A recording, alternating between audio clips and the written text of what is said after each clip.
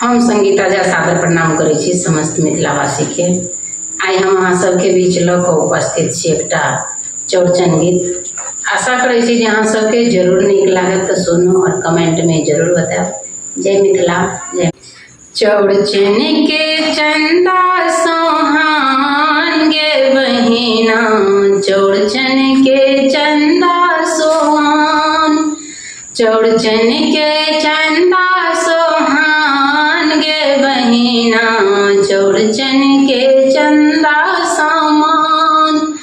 घरे आंगन हमनी कैसा निपबै, घरे आंगन हमनी कैसा निपबै, पूजा के करबै ओरियान गे बहिना, चौड़चन के चंदा महान। पूजा के करबै ओरियान गे बहिना, चौड़चन के चंदा महान। चौड़चन के चंदा महान गे बहिना, चौड़चन के चंदा महान।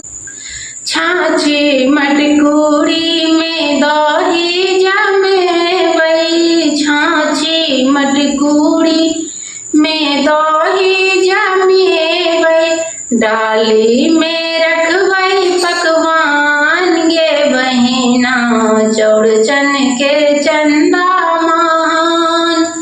डाली में रखबै पकवान गे बहिना, चौड़चन के चंदा महान।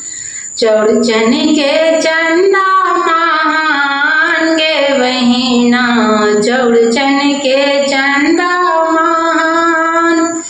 केरा नारियल मधुरा मंगेबै, केरा ओ नारियल मधुरा मंगेबै, संगे सुपारी आ पान गे बहिना, चौड़चन के चंदा महान।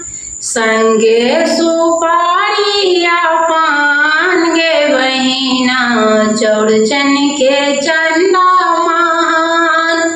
चौड़चन के चंदा महान गे बहिना, चौड़चन के चंदा महान। कल जोड़िया शीशा हम मंगबै, कल जोड़िया शीशा हम मंगबै, अंगना में आता भगवान गे बहिना, चौड़चन के चंदा महान। अंगना में आता भगवान गे बहिना, चौड़चन के चंदा महान। चौड़चन के चंदा